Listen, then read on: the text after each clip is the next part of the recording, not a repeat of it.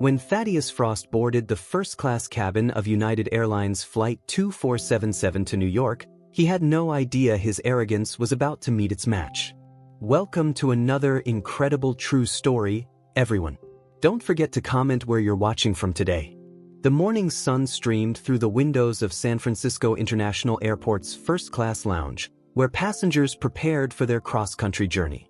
Among them, Thaddeus Steele Frost cut an imposing figure in his tailored Italian suit, his presence demanding attention in the way that only tech billionaires seem to master. The boarding process had begun with its usual efficiency, with Luna Blackwood, the first-class cabin attendant, greeting each passenger with practiced warmth.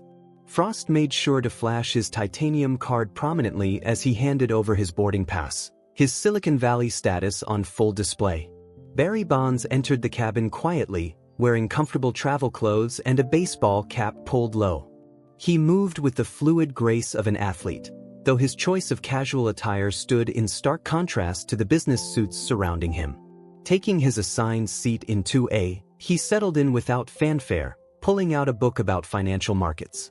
Frost's reaction was immediate when he realized he would be seated next to someone dressed so casually in first class.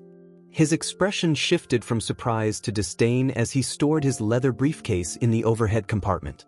"I believe there's been a mistake," he said loudly enough for nearby passengers to hear. "This is first class."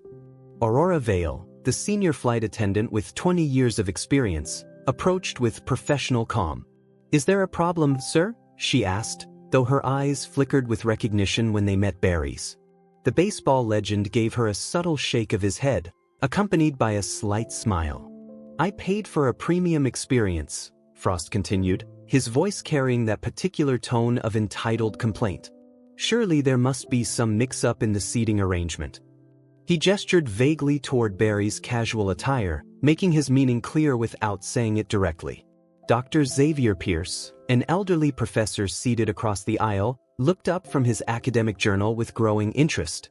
As a longtime baseball fan, he had recognized Barry immediately but chose to respect the athlete's privacy. Now he watched the unfolding scene with the careful attention of someone who appreciated life's ironies. Sage Winters, a business executive in 3C, found herself unable to focus on her pre-flight emails. The tension building in the front of the cabin was far more interesting than her quarterly reports. She had encountered Frost at various tech conferences and had always found his arrogance distasteful. "Everything is in order, Mr. Frost," Aurora said smoothly. "All of our first-class passengers are properly ticketed." Her emphasis on "all" was subtle but clear. Barry continued reading his book, his composure unruffled by the attempted slight. Zephyr Drake, a young sports journalist seated a few rows back, had already recognized Barry Bonds and was discreetly documenting the scene on his tablet. As a reporter who had covered baseball for years, he knew that the real story wasn't always about what happened on the field. Roman Cross, a former minor league player who had successfully transitioned into business, watched from his seat with growing anticipation. He had played against Barry once in a spring training game and had never forgotten the lesson in humility he'd received that day. As the remaining passengers boarded, Frost made several loud phone calls, each one seemingly designed to establish his importance. "Yes, the merger is proceeding as planned." "No, the board won't be an issue." "Tell them they're dealing with Thaddeus Frost, they'll understand." His voice carried the practiced authority of someone used to being the most powerful person in any room. Barry turned a page in his book, his movements deliberate and unhurried. This only seemed to irritate Frost further. "I suppose some people just got lucky with upgrades," he said to no one in particular, but loud enough to carry. "Though maintaining certain standards would be appreciated." The cabin crew continued their pre-flight preparations, but Aurora Vale kept a careful eye on the situation. She had seen enough first-class dramas to know this one was building towards something interesting. Kai Sterling, the co-pilot who had come to check the cabin, whispered something in her ear that made her smile knowingly. Luna Blackwood began the pre-flight beverage service, offering champagne to the first-class passengers. When she reached Barry's seat, he politely declined, requesting water instead. This too seemed to offend Frost's sensibilities. "Not used to the finer things?" he asked, his tone dripping with condescension. Barry finally looked up from his book, his gaze steady and unperturbed. "I find water helps with the altitude," he said simply, his voice carrying the quiet confidence of someone who had nothing to prove. "But please enjoy your champagne." The response seemed to throw Frost slightly off balance. He had expected either embarrassment or anger, not this calm self-assurance. "Well," he recovered, "I suppose everyone has their preferences. Though some of us have earned the right to enjoy life's luxuries." Dr. Pierce set down his journal, no longer pretending to read. Sage Winters had abandoned any pretense of working on her emails. Even the passengers in business class who could see into first class had begun to pay attention to the unfolding scene.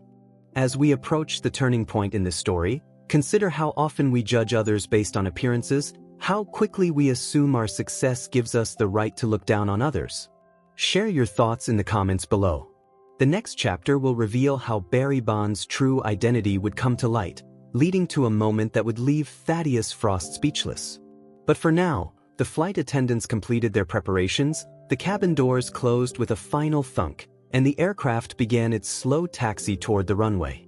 What no one knew yet was that this transcontinental flight would become legendary in first-class cabin lore, a story that would be shared among flight crews for years to come. Because sometimes the best lessons in humility come at 35,000 feet, where there's nowhere to escape when reality finally catches up with arrogance. Welcome back to our unfolding story at 35,000 feet, where the tension in the first-class cabin was rising faster than the aircraft's altitude. If you're just joining us, don't forget to comment where you're watching from today. As the plane reached its cruising altitude, Thaddeus Frost seemed determined to establish his dominance over his section of the cabin. Each interaction with the flight attendants was calculated to display his self-importance, from specific instructions about how to prepare his drinks to comments about his extensive travel experience. "You know," he said loudly enough for nearby passengers to hear, "I typically fly private, but my jet's in for maintenance." He glanced sideways at Barry, clearly expecting some reaction to this display of wealth. "Though I suppose some people might find commercial first class impressive."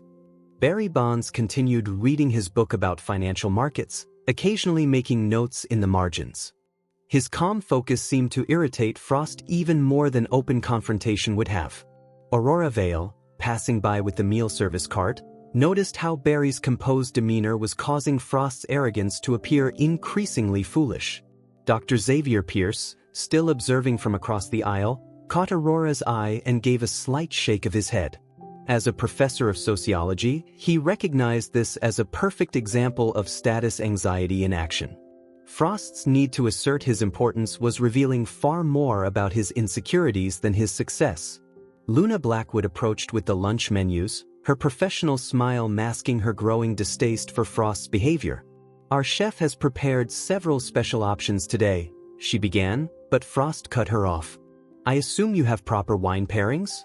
"Not that everyone here would appreciate the difference," he added with another pointed look at Barry. "Actually," Barry spoke without looking up from his book, "the 2015 Bordeaux you're featuring pairs quite well with the beef tenderloin." His casual display of wine knowledge caused Frost to blink in surprise, while Sage Winters, who had been pretending to work on her laptop, couldn't suppress a small smile. Zephyr Drake, the young sports journalist, was quietly documenting every interaction. As someone who had covered Barry Bonds' later career, he knew the baseball legend had developed quite a sophisticated palate during his playing days. This little detail would make his eventual article even more interesting. Roman Cross, watching from his seat, remembered how Barry had once given his minor league team an impromptu lesson about fine dining during a spring training event.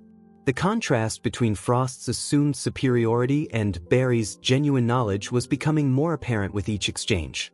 "Well," Frost recovered, "I suppose anyone can memorize wine pairings from a magazine." He turned to Luna, launching into an unnecessarily detailed explanation of his wine preferences, dropping names of exclusive vintages and private vineyards. "Though I doubt you carry anything quite up to my standards." Kai Sterling, the co-pilot who had come to check on the cabin, paused near Barry's seat. An avid baseball fan, he struggled to maintain his professional composure as he witnessed one of the sport's greatest players being condescended to by someone who clearly had no idea who he was sitting next to. Barry ordered the tenderloin with the recommended wine pairing, his simple confidence a stark contrast to Frost's elaborate performance. When Luna asked if he had any special requests, he replied with genuine warmth, "Everything's perfect, thank you. And please thank the chef for offering such thoughtful selections." The meal service progressed, with Frost making increasingly pointed comments about standards and proper first-class etiquette. Each remark seemed designed to emphasize what he perceived as the gap between himself and his seatmate. "I suppose not everyone understands the proper way to appreciate fine dining at altitude," he said, ostentatiously swirling his wine. Barry methodically worked through his meal, each movement displaying the natural grace of a professional athlete. His handling of the cutlery and wine glass showed years of familiarity with fine dining, though he made no effort to display or prove anything. Dr. Pierce, who had attended several charity events where Barry had spoken, recognized the same quiet dignity he had witnessed during those occasions.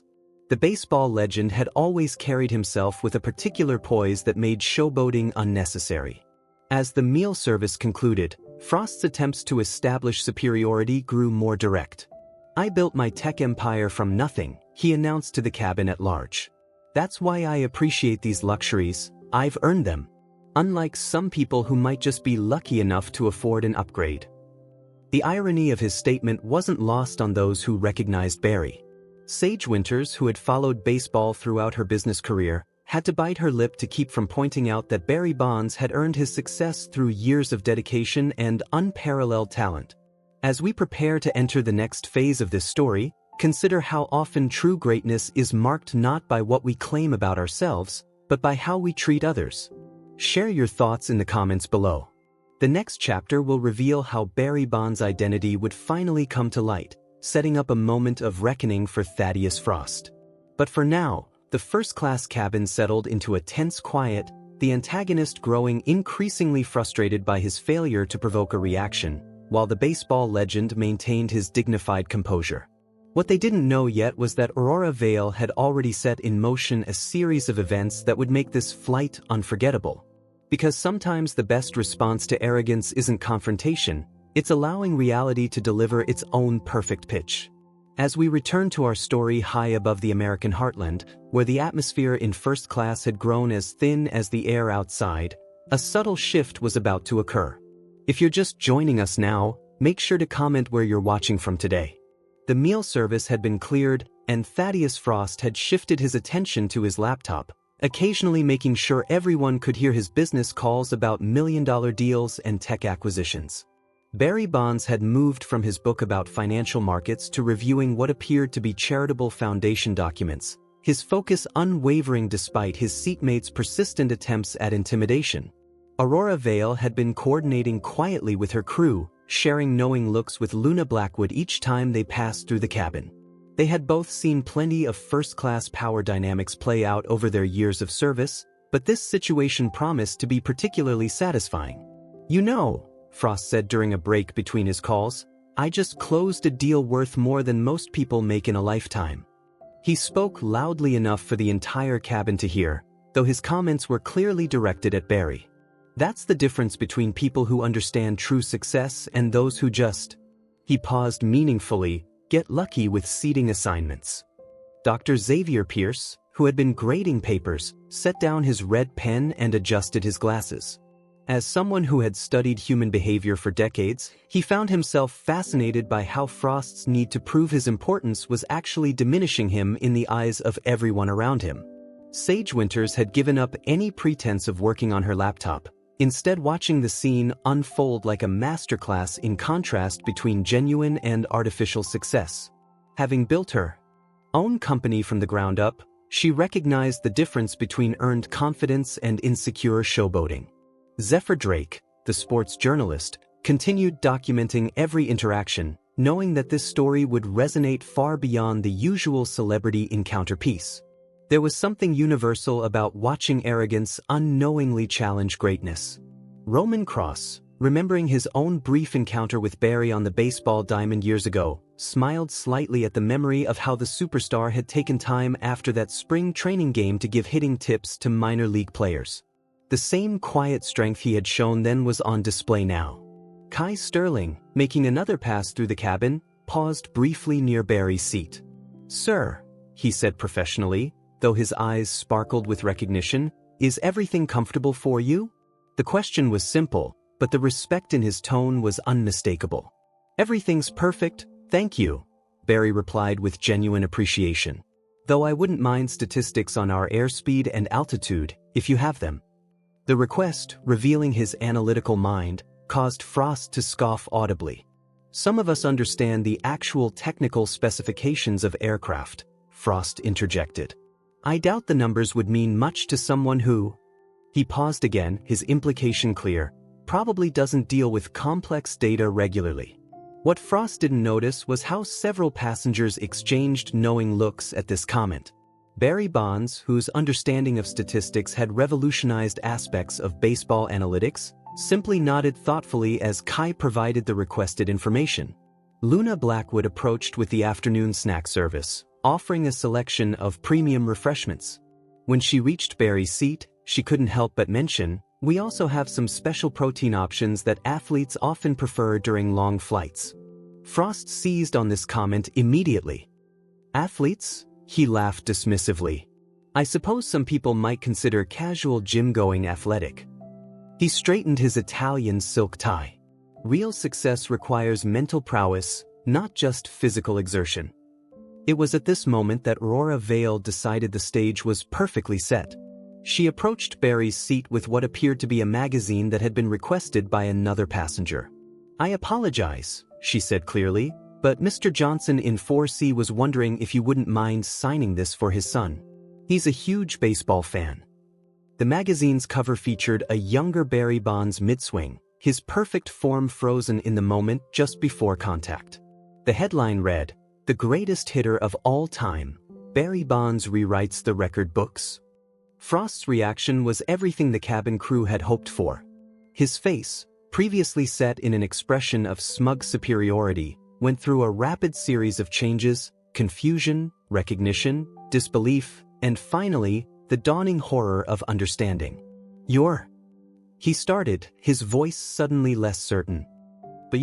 I've been—" The tech CEO, so eloquent in his previous boasting, found himself struggling to form complete sentences. Barry turned to him with the same calm demeanor he had maintained throughout the flight. "Barry Bonds," he said simply, extending his hand, "though I'm sure someone as successful as yourself already knows all about professional athletics and their impact on global marketing and statistics. As we approach the final chapter of this extraordinary encounter, consider how often we let our preconceptions blind us to the greatness sitting right beside us. Share your thoughts in the comments below about a time when appearances led you to misjudge someone. The next chapter will reveal how Thaddeus Frost handled this revelation and how Barry Bonds transformed a moment of potential humiliation into a lesson about true class. But for now, the first-class cabin held its collective breath, watching as one of baseball's greatest legends demonstrated why real power doesn't need to announce itself. What the passengers didn't know yet was that Barry's response to this situation would become a story shared not just throughout the airline industry, but in boardrooms and clubhouses across the country. Because sometimes the most powerful home runs are the ones we hit off the field, when character rather than talent is being tested. Welcome back to the conclusion of our remarkable story. If you're just joining us now, don't forget to comment where you're watching from today, as we witness how one of baseball's greatest legends turned a moment of conflict into a masterclass in grace.